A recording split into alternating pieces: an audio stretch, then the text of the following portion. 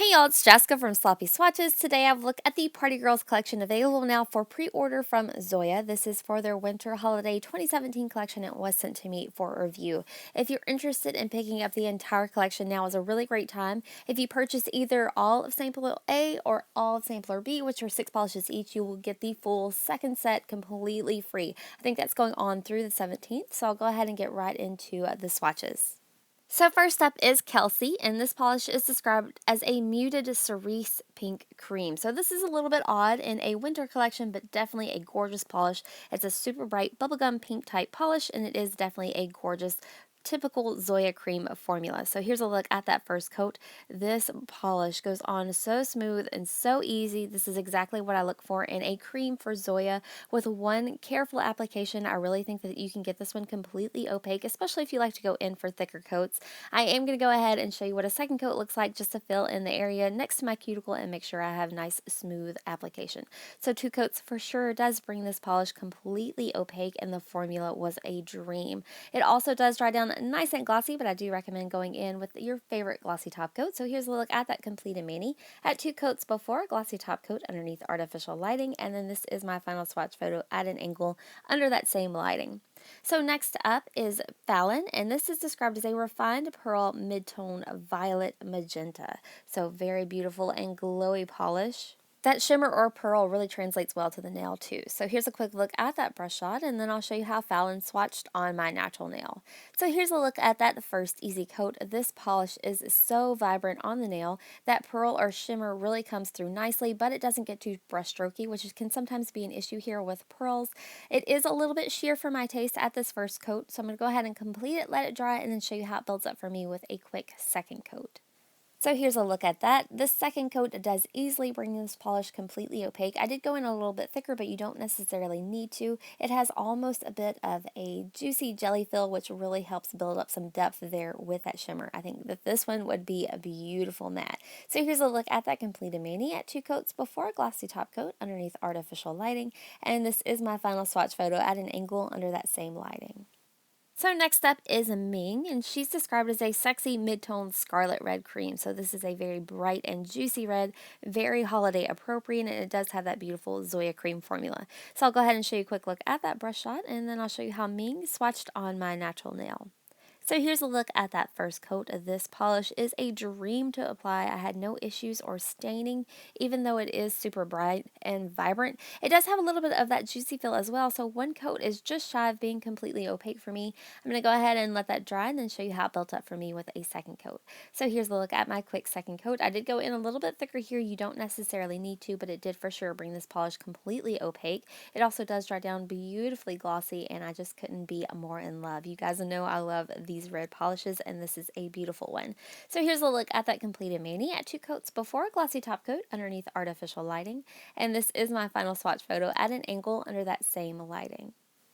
So next up is Sherri, and this is another red of the collection. She's described as a must-have mid-tone garnet red cream. So this one is just a touch deeper than Ming. I will show you a side-by-side bottle comparison, but it is another gorgeous creamy red polish. So there's a quick look at that brush shot, and then I'll show you a quick bottle comparison. So this is Ming to the left and then Sherri to the right. So Sherri is just a bit deeper.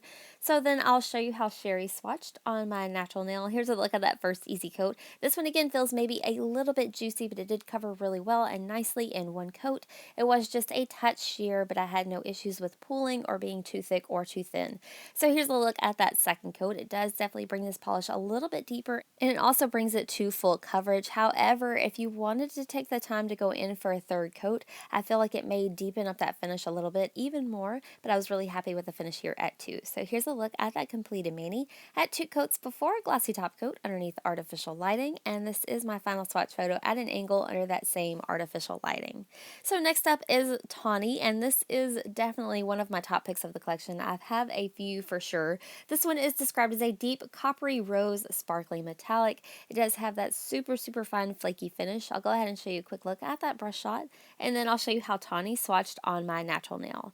So here's a look at that first coat. You can see all those gorgeous glittery flakes in there. One coat is going to be pretty sheer, but it did go on nice and smooth. It's not gritty at all, and I also had no issues with staining. Once this builds up, it does have almost a bit of a duochrome feel due to the way that those flakes reflect light. I did end up going for a little bit of a thicker first coat here, so I'm going to go ahead and let that dry and then show you how it built up for me with a second. So here's a look at my second coat. Again, I did go in a little bit thicker with this one. If you go super thin, I feel like you may be on the verge of doing 3 coats as opposed to 2, but I was really happy here with 2. It did bring it to full coverage for me. So here's a look at that completed mani at just 2 coats before a glossy top coat underneath artificial lighting. Super gorgeous. Again, I think this would look really cool with a matte top coat as well. So this is my final swatch photo at an angle underneath that artificial lighting. So next up is Solstice, and this was another almost odd pick for me to be in a winter collection, but it is incredibly gorgeous, and it does make it to my top picks. So this is described as a sparkling persimmon orange metallic. It does look almost corally, and those gold flakes of shimmer catch the light just beautifully. So I'll go ahead and show you how it's swatched on my natural nail. This almost feels like a Crelly formula. It is a little bit on the thicker side, but not hard to work with at all. One coat is super close to being completely opaque, especially with a thicker coat. I'm going to go ahead and let that dry and then show you how it built up for me with a quick second. So here's a look at that. 2 coats. It does for sure bring this polish completely opaque and adds even more of that gorgeous gold sparkle. It was a little bit hard for me to capture with my artificial lighting, but I have no doubt in my mind that these are going to absolutely glow in direct sunlight. So here's a look at that completed mani at 2 coats before a glossy top coat underneath artificial lighting. I do definitely recommend a nice glossy top coat for this one, and this is a view from sort of a different angle underneath that artificial lighting to show off all of that gold. So next up is Nadia, and she's described as a buildable, sparkling, gingerly gold metallic disco topper. You can wear it alone or layer it over the other colors. So I am going to go ahead and show you how it's swatched today on its own. It does have a gorgeous golden flaky finish. At 1 coat, it is a little bit sheer. It is a topper for sure, but it is going to be able to build up completely to full opacity, which is really exciting. So here's a look at that first coat. You can see all those gorgeous gold and orange tones in there in that super micro finish. I'll go ahead and show you how it builds up with a second coat. 2 coats, it does definitely amp up a little bit of that orange coverage. I feel like it's in an orange tinted base with gold metallic flakies. So 2 coats is still a little bit sheer. I'll let that dry and then show you how it built up for me with a third. So here's a look at that third and final coat. I did need to go in a little bit thicker here. If you don't, you may need to go 4 coats to get it completely opaque, but it is really cool on the nails. I'm really excited to see what this looks like as a topper as well. I'll put those photos up on my blog at sloppyswatches.com. So here's a look at that completed mani at 3 coats before a glossy top coat underneath artificial lighting. This is another one that gave me almost duochrome vibes between that gold and that orange and maybe a hint of red as well. Super beautiful. That is my photo at an angle underneath artificial lighting. So next up is Danielle, and she's described as a deep dark periwinkle cream. So this did lean maybe a little bit more blue than purple for me, but it is definitely right in there in the mix, and it is in that gorgeous cream formula that I love so much. So I'll go ahead and show you how it's swatched on my natural nail. Here's a look at that first easy coat. These are just, if you haven't used Zoya creams before, they're just so user-friendly. They almost paint themselves onto the nail. With a thicker and careful first coat, I do feel like this can be a 1-coater. I'm really excited to see how these may stamp as well. So I'm going to go ahead and show you how it builds up with a second coat, just to make sure that I have a nice even application. And for sure, it's completely opaque into with no issues at all. It does dry down nice and glossy as well. I feel like it's worth mentioning that even though this is a very pigmented color, I didn't have any staining, but I do always use the Cutica Strengthening Base Coat.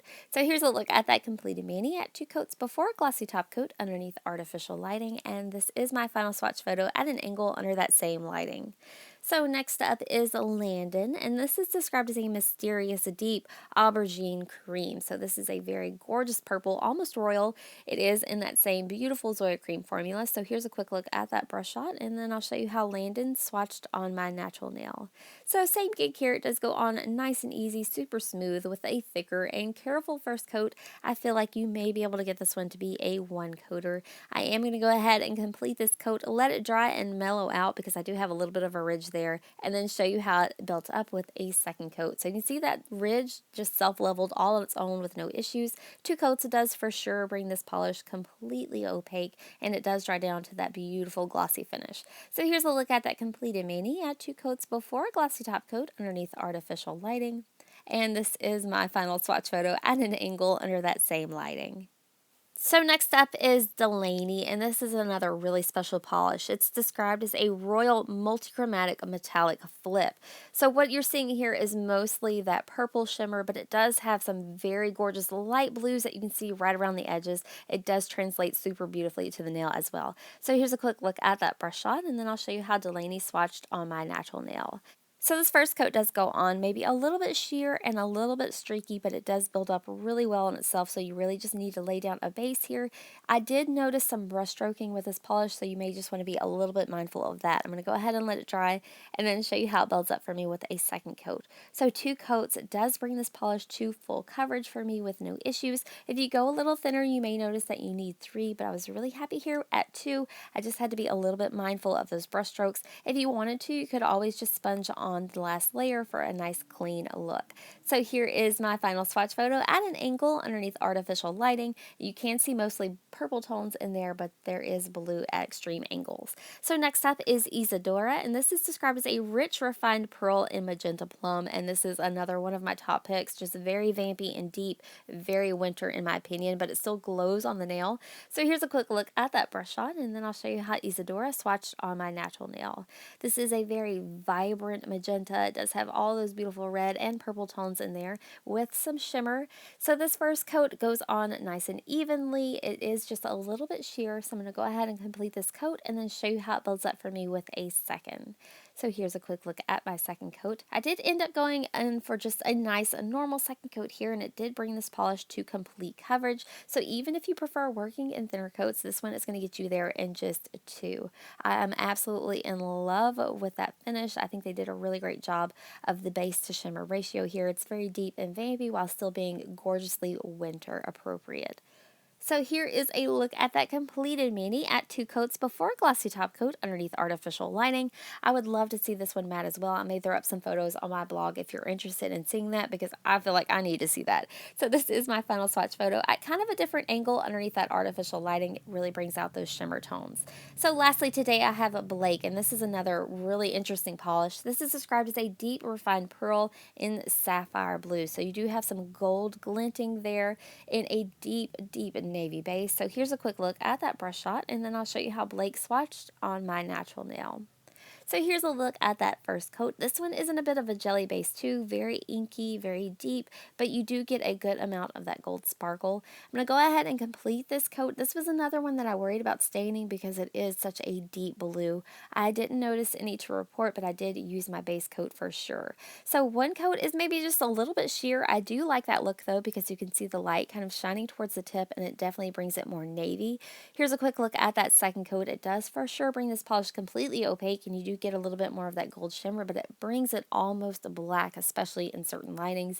So here's a look at that completed mani at 2 coats before glossy top coat underneath artificial lighting, and this is my final swatch photo at an angle under that same lighting. And that does wrap up my swatch and review of the Party Girls collection. These are available for pre-order right now through the 17th, and as I mentioned, they do have an incredible deal going on. Zoya is really great about doing sales. If you're interested in seeing any more photos of the polishes shown here today, I do have those available on my blog at sloppyswatches.com, or you can also follow me on Instagram at sloppyswatches. So thanks so much for watching, guys. See you next time.